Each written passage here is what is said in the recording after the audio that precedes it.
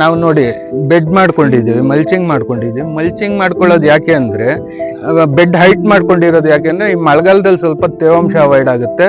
ಮತ್ತೆ ಇದು ಮಲ್ಚಿಂಗ್ ಮಾಡ್ಕೊಂಡ್ರೆ ನಮ್ಗೆ ಮೇಜರ್ ಲೇಬರ್ ಪ್ರಾಬ್ಲಮ್, ಕಸ ತೆಗೆಯೋದು ಅದೆಲ್ಲ ಇದಾಗುತ್ತೆ. ಅದಕ್ಕೋಸ್ಕರ ಮಲ್ಚಿಂಗ್ ಮಾಡ್ಕೊಂಡಿದ್ವಿ. ಇದು ನೋಡಿ, ಕುರಿಗಳಿಗೆ ನಾನು ಇಲ್ಲೇ ಬೆಳ್ಕೊಂಡಿರೋ ಮೇವು ನೇಪಿಯರ್ ಗ್ರಾಸ್ ಅಂತ. ಒಂದು ಗಿಡದಲ್ಲಿ ಕರೆಕ್ಟ್ ಆಗಿ ವಾತಾವರಣ ಎಲ್ಲ ಸಪೋರ್ಟ್ ಆಯ್ತು ಅಂದ್ರೆ 1-1.5 kg ವರೆಗೂ ಗಡ್ಡೆ ಬರುತ್ತೆ ಒಂದ್ ಫಸ್ಲಿಗೆ.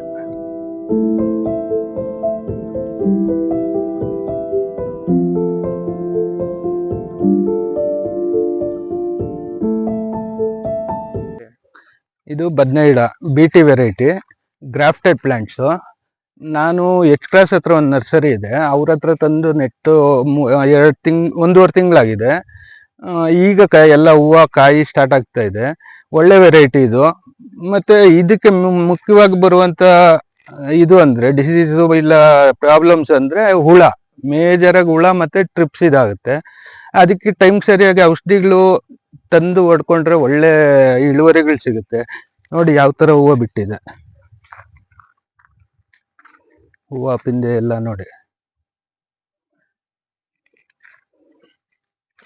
ಮತ್ತೆ ನಾವು ನೋಡಿ ಬೆಡ್ ಮಾಡ್ಕೊಂಡಿದ್ದೀವಿ, ಮಲ್ಚಿಂಗ್ ಮಾಡ್ಕೊಂಡಿದ್ದೀವಿ. ಮಲ್ಚಿಂಗ್ ಮಾಡ್ಕೊಳ್ಳೋದು ಯಾಕೆ ಅಂದ್ರೆ ಬೆಡ್ ಹೈಟ್ ಮಾಡ್ಕೊಂಡಿರೋದು ಯಾಕೆಂದ್ರೆ ಈ ಮಳೆಗಾಲದಲ್ಲಿ ಸ್ವಲ್ಪ ತೇವಾಂಶ ಅವಾಯ್ಡ್ ಆಗುತ್ತೆ.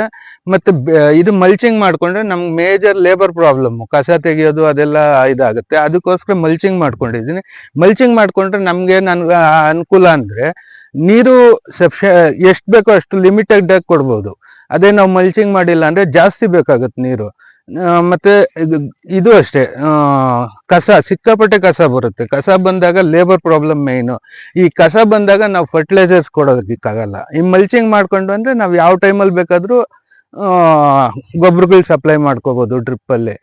ಅದೊಂದು ಅಡ್ವಾಂಟೇಜು. ಚಪ್ರ ಹಾಕಿರೋದೇನು ಕಣ?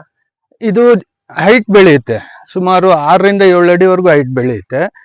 ಅದು ತೂಕ ತಡಿಬೇಕಲ್ವಾ, ಕಾಯಿ ದಪ್ಪ ಆದಾಗ ಏನಾಗುತ್ತೆ, ರೆಂಬೆಗಳು ಕೊಂಬೆಗಳು ಮುರ್ಕೊಂಡ್ಬಿಡುತ್ತೆ. ಅದಕ್ಕೋಸ್ಕರ ನೋಡಿ ಈ ತರ ದಾರ ಹಾಕಿ ಮೇಲಕ್ಕೆ ಎತ್ಕಟ್ಟಿರ್ತೀವಿ. ಆಗ ಅದೇನಾಗುತ್ತೆ, ಸಪೋರ್ಟಿಂಗ್ ಅದು. ಇದಿಲ್ಲ ಅಂದಾಗ ಏನಾಗುತ್ತೆ, ಕೊಂಬೆಗಳು ತೂಕಕ್ಕೆ ಮುರ್ಕೊಂಡ್ಬಿಡುತ್ತೆ, ಗಿಡ ಜಾಸ್ತಿ ದಿವಸ ಇದಾಗೋದಿಲ್ಲ. ಅದು ಇದು ನಾಟಿ ಮಾಡಿದ್ಮೇಲೆ 2 ತಿಂಗಳಿಗೆ ಸ್ಟಾರ್ಟ್ ಆಗುತ್ತೆ ಫಸ್ಲು. ನೀವು ಇದು ಗ್ರಾಫ್ಟೆಡ್ ಪ್ಲಾಂಟ್ ಆದ್ರಿಂದ 2 ವರ್ಷ ನಾವು ಇಳುವರಿ ತಗೋಬಹುದು. ಬಿಟಿ ಬದನೆಕಾಯಿನ ಇದ್ ಮಾಡಿದ್ರಲ್ಲ ನಾವು ಇತ್ತೀಚೆವರೆಗೂ ಅದನ್ನ ಉಪಯೋಗಿಸಬಾರ್ದು ಅಂತೆಲ್ಲ ಇಲ್ಲ, ಆತರ ಏನಿಲ್ಲ. ಈಗ ಇದೇ ಮಾರ್ಕೆಟ್ ಅಲ್ಲೆಲ್ಲ ಚೆನ್ನಾಗೇ ಓಡ್ತಾ ಇದೆ. ಈಗೇನ್ ಇದಿಲ್ಲ. ಇದು ಜೆನೆಟಿಕ್ಸ್ ಪ್ರಾಬ್ಲಮ್ ಆಗುತ್ತೆ ಬಿಟಿ ಬದನೆಕಾಯಿ? ಇಲ್ಲ, ಅದರ ಏನಿಲ್ಲ ಈಗೇನು. ಇದು ನಾನು ರೋಸ್ ಕೃಷಿ ಸ್ವಲ್ಪ ಮಾಡ್ತಾ ಇದ್ದೀನಿ. ಮಿರಾಬಲ್ ವೆರೈಟಿ ನಾನು ಹೊಸದಾಗಿ ಹಾಕಿ ಒಂದು 3-4 ತಿಂಗಳಾಗಿದೆ. ರೈತರು ದುಡ್ಡು ಮಾಡ್ಬೇಕಂದ್ರೆ ಯಾವ್ದೋ ಒಂದು ಬೆಳೆ ತಗೊಂಡು ಕಷ್ಟಪಟ್ಟು ಮಾಡಿ ದುಡ್ಡು ಮಾಡ್ಬೋದು. ಬಟ್ ಕೆಲಸ ಇಲ್ಲ ಅಂತ ಅಲ್ಲಿ ಇಲ್ಲಿ ಹೋಗಿ ಇದ್ ಮಾಡೋ ಬದಲು ಈ ತರ ಏನಾದ್ರು ಒಂದು ಜಮೀನ್ ಇರೋ ಅಂತ ಅವ್ರಿಗೆ, ಜಮೀನ್ ಇಲ್ದೇ ಇರೋರ್ಗೆ ನಾವು ಅದನ್ನ ಇದ್ ಮಾಡಕ್ಕಾಗಲ್ಲ. ಜಮೀನ್ ಇರೋರು ಈ ತರ ಬೇರೆ ಕಡೆ ಹೋಗಿ ಬೆಂಗಳೂರು ಅಲ್ಲಿ ಇಲ್ಲಿ ಕಷ್ಟ ಪಡೋ ಬದಲು ಇರೋ ಜಾಗದಲ್ಲೇ ವ್ಯವಸಾಯ ಮಾಡಿ ಇದ್ ಮಾಡ್ಬೋದು. ಮತ್ತೆ ಅವ್ರಿಗೆ ಮಾಡೋ ಇಂಟ್ರೆಸ್ಟ್ ಇರ್ಬೇಕು, ಮಾಡಿದ್ರೆ ಇದಾಗುತ್ತೆ, ದುಡ್ಡು ಮಾಡ್ಬೋದು. ಏನು ಮಾಡದೇ ಇದ್ರೆ ನಾವೇನು ಇದ್ ಮಾಡೋದಿಕ್ಕೂ ಆಗೋದಿಲ್ಲ. ಮತ್ತೆ ಮಿರಾಬಲ್ ಅನ್ನೋದು ಒಂದು ಈಗ ಮಾರ್ಕೆಟ್ ಅಲ್ಲಿ ಚೆನ್ನಾಗಿ ಓಡ್ತಾ ಇರೋಂತ ವೆರೈಟಿ. ರೋಸ್ ಈಗ ಒಂದೊಂದ್ ಟೈಮ್ ಸ್ವಲ್ಪ ಡೌನ್ ಆಗುತ್ತೆ. ನಾರ್ಮಲ್ ಆಗಿ ಒಂದು ಆವರೇಜ್ ಆಗಿ ಒಂದು 60-70 ರೂಪಾಯಿ ರೇಟ್ ಅಲ್ಲಿ ಇದ್ರು ಸ್ವಲ್ಪ ರೈತರು ದುಡ್ಡು ಮಾಡ್ಬೋದು. ಹಬ್ಬದ ಟೈಮಲ್ಲಿ ಒಳ್ಳೆ ಚೆನ್ನಾಗಿ ಬೆಳೆದಿದ್ರೆ ಹಬ್ಬದ ಟೈಮಲ್ಲಿ ಒಳ್ಳೆ ದುಡ್ಡು ಆಗುತ್ತೆ. ಆಮೇಲೆ ಇದು ಎಷ್ಟು ತಿಂಗಳಲ್ಲಿ ಹೂವು ಬಿಡುತ್ತೆ? ಎಷ್ಟು ತಿಂಗಳು ತಗೊಳುತ್ತೆ? ಅಂದ್ರೆ ನಮ್ಗೆ ಅದು ಹೂವು 3 ತಿಂಗಳವರೆಗೂ ನಾವು ಮೊಗ್ಮುರಿತೀವಿ. 3 ತಿಂಗಳು ಆದ್ಮೇಲೆ ನಮ್ಗೆ ಸ್ವಲ್ಪ ಆದಾಯ ಬರಕ್ ಸ್ಟಾರ್ಟ್ ಆಗುತ್ತೆ. ಬಟ್ ಪೂರ್ತಿ ಆದಾಯ ಬರ್ಬೇಕಂದ್ರೆ 6 ತಿಂಗಳವರೆಗೂ ಸ್ವಲ್ಪ ವೇಟ್ ಮಾಡ್ಬೇಕಾಗತ್ತೆ. ಆಮೇಲೆ ನಿಮ್ಗೊಂದು ನೀವು ಮೇಂಟೈನ್ ಮಾಡೋದ್ರ ಮೇಲೆ ಡಿಪೆಂಡ್ ಆಗುತ್ತೆ. 6-7 ವರ್ಷ ಈಸಿಯಾಗಿ ಕಂಟಿನ್ಯೂಸ್ ಆಗಿ ದುಡ್ಡು ಮಾಡ್ಬೋದು. ಇದು ಆಲೂಗಡ್ಡೆ 1 ಎಕರೆಯಲ್ಲಿ ಬೆಳೆದಿದ್ದೀನಿ. ಇದು ವೆರೈಟಿ ಬಂದು ಬಟ್ಟಿ ತಳಿ ಅಂತ, ಚಿಕ್ಕಬಳ್ಳಾಪುರದಿಂದ ತಂದೆ. ಇದು ಹಾಕಿ 1 ತಿಂಗಳಾಗಿದೆ. ಈಗ ನೋಡಿ ಸಾಲ್ ಮಾಡಿದ್ದೀನಿ. ಇನ್ನು 2 ತಿಂಗಳಷ್ಟರಲ್ಲಿ ಫಸಲು ಬರುತ್ತೆ ನಮ್ಗೆ. ಮತ್ತೆ ಇದಕ್ಕೆ ಮೇಜರ್ ಪ್ರಾಬ್ಲಮ್ ಬಂದು ಅಂಗಮಾರಿ ರೋಗ ಅಂತ ಬರುತ್ತೆ. ಅದಕ್ಕೆ ಆಗ್ರೋಬೆಟ್ಟು, ರ್ಯಾಡಮಿಲ್ ಗೋಲ್ಡು ಸ್ವಲ್ಪ ಉಳುಕ್ಕೆ ಮತ್ತೆ ಸೊಳ್ಳೆಗೆ ಔಷಧಿ ಹೊಡ್ಕೊಂಡ್ರೆ ಇದು ಈಸಿಯಾಗಿ ಬೆಳಿಬೋದು. ಈಗ ಮೊದಲಿನಷ್ಟು ಕಷ್ಟ ಇಲ್ಲ ಆಲೂಗಡ್ಡೆಗಳು. ರೋಗದ್ದೊಂದು ಪ್ರಾಬ್ಲಮ್ ಬರುತ್ತೆ, ಅದು ರೋಗ ಬೀಳ್ದಿರ ಕರೆಕ್ಟಾಗಿ ಮೇಂಟೈನ್ ಮಾಡ್ಕೊಂಡ್ರೆ ಈಸಿ ಬೆಳೆ, ಲೇಬರ್ ಖರ್ಚು ಕಡಿಮೆ, ಸ್ವಲ್ಪ ಮಾಡೋರು ಮಾಡ್ಬೋದು. ಆಲೂಗಡ್ಡೆನು ಫಸಲು ಬಂದಿರುತ್ತೆ. ಒಂದ್ ಗಿಡದಲ್ಲಿ ಎಷ್ಟು ಕೆಜಿ ಬರುತ್ತಣ್ಣ? ಒಂದು ಗಿಡದಲ್ಲಿ ಕರೆಕ್ಟಾಗಿ ವಾತಾವರಣ ಎಲ್ಲ ಸಪೋರ್ಟ್ ಆಯ್ತು ಅಂದ್ರೆ 1-1.5 kg ವರೆಗೂ ಗಡ್ಡೆ ಬರುತ್ತೆ ಒಂದ್ ಫಸ್ಲಿಗೆ. ಇದು ನೋಡಿ, ಕುರಿಗಳಿಗೆ ನಾನು ಇಲ್ಲೇ ಬೆಳ್ಕೊಂಡಿರೋ ಮೇವು ನೇಪಿಯರ್ ಗ್ರಾಸ್ ಅಂತ. ಪರವಾಗಿಲ್ಲ, ಡೆವಲಪ್ಮೆಂಟ್ ಎಲ್ಲ ಚೆನ್ನಾಗಿ ಬರುತ್ತೆ, ಬೇಗನೂ ಬೆಳವಣಿಗೆ ಇದೆ. ಕುರಿಗಳು ಸಾಕೋರು ಇದನ್ನ ಹಾಕೋಬಹುದು.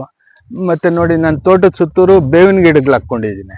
ಮೇಕೆಗಳಿಗೆ, ಕುರಿಗಳಿಗೆಲ್ಲ ಪೂರ್ತಿ ನನ್ನ ತೋಟದ ಸುತ್ತೂರು ಗಿಡಗಳು ಹಾಕೊಂಡಿದ್ದೀನಿ. ನನಗೆ ಎಷ್ಟು ಬೇಕಾಗುತ್ತೋ ಅಷ್ಟು ಸೊಪ್ಪು ಮೇವು ಎಲ್ಲ ಇಲ್ಲೇ ತೋಟದಲ್ಲಿ ಬೆಳ್ಕೊಳ್ತೀನಿ. ಅಲ್ಲಿ ಸ್ವಲ್ಪ ರೇಷ್ಮೆ ಹಾಕೊಂಡಿದ್ದೀನಿ. ಈ ತರ ಇದು ತೋಟದಲ್ಲಿ ಸ್ವಲ್ಪ ಜಾಗ ಕುರಿಗಳಿಗೆ ಅಂತ ಇದ್ ಮಾಡ್ಕೊಂಡ್ರೆ ನಮ್ಮ ತೋಟಕ್ಕಾಗೋಷ್ಟು ಗೊಬ್ಬರ ನಾವು ಆಚೆ ಕಡೆಯಿಂದ ತಪ್ಪಿಸ್ಕೊಳ್ತೀವಿ. ಮತ್ತೆ ಈ ಆರ್ಗ್ಯಾನಿಕ್ ಫಾರ್ಮಿಂಗ್ ತರ ಆಗುತ್ತೆ. ನಾವು ಕೆಮಿಕಲ್ ಮೇಲೆ ಜಾಸ್ತಿ ಡಿಪೆಂಡ್ ಆಗ್ದಿರ ಮಾಡ್ಕೋಬಹುದು. ಕುರಿಗಳಿಗೆ ಮತ್ತೆ ಮೇಕೆಗಳಿಗೆ ನೋಡಿ, ಕಂಬಳಿ ಸೊಪ್ಪು ಹಾಕೊಂಡಿದ್ದೀನಿ ನಾನು, ಹಿಪ್ಪನೇರಳೆ ಸೊಪ್ಪು. ಇದು ಕುರಿಗಳು ಚೆನ್ನಾಗಿ ಇಷ್ಟಪಟ್ಟು ತಿಂತವೆ, ಒಳ್ಳೆ ಫುಡ್ಡು. ಇದು ನಾನು ಹೆಚ್ಚು ಕಮ್ಮಿ ಒಂದು 1/4 ಎಕರೆಗೆ ಹಾಕೊಂಡಿದ್ದೀನಿ. ನನ್ನ ಕುರಿಗಳಿಗೆ ಕೊಯ್ತಾ ಇದ್ರೆ ಒಂದ್ ಕಡೆಯಿಂದ ದಿನ ಸ್ವಲ್ಪ ಆ ಮೇವಿನ ಜೊತೆಗೆ ಇದು ಕೊಡೋದಕ್ಕೂ ನನಗೆ ಸಫಿಷಿಯೆಂಟ್ ಆಗಿ ಆಗ್ತಾ ಇದೆ. ಆಮೇಲೆ ಇದು ಅಗಸೆ ಸೊಪ್ಪು ಮೇಕೆಗಳಿಗೆ, ಅದು ಸ್ವಲ್ಪ ನಾನು ಅಲ್ಲಲ್ಲಿ ತೋಟದಲ್ಲಿ ಎಲ್ಲಿ ಖಾಲಿ ಇರುತ್ತೋ ಅಲ್ಲೆಲ್ಲ ಹಾಕೊಂಡಿದ್ದೀನಿ ಅಗಸೆ ಸೊಪ್ಪು. ಇದು ಕುರಿಗಳಿಗೆನಾ? ಕುರಿಗಳಿಗೆ ಒಳ್ಳೆ ಕ್ಯಾಲ್ಸಿಯಂ ಫುಡ್ ಅದು ಅಗಸೆ ಸೊಪ್ಪು. ಮತ್ತೆ ನಾನು ಇನ್ ಬಿಟ್ವೀನ್ ಎಲ್ಲ ಬೇವಿನ ಗಿಡಗಳು ಅದೆಲ್ಲ ಒಂದು ಹೆಚ್ಚು ಕಮ್ಮಿ ಒಂದು 300 ಗಿಡ ಉಣ್ಕೊಂಡಿದ್ದೀನಿ ತೋಟದ ಸುತ್ತೂರು. ನಮ್ ಕುರಿಗಳಿಗೆ ಎಷ್ಟು ಬೇಕೋ ಅಷ್ಟು ಮೇವು ನಾನು ಇಲ್ಲೇ ತೋಟದಲ್ಲೇ ಇದ್ ಮಾಡ್ಕೊಳ್ತೀನಿ.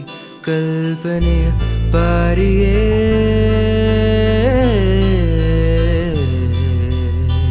ಮೇಘದ ಗುಡುಗು, ನೀರಿನ ಹಾರು, ಪರಿಸರದ ಸುವಾಸನೆ, ಉಸಿರಿನ ಆನಂದ, ಪ್ಲಾಸ್ಟಿಕ್ ಬಣ ಬದಲಾಯಿಸುವೆವು. ಪರಿಶುದ್ಧ ಭೂಮಿ ನಮ್ಮ ಆರ್ಥಿಕತೆ.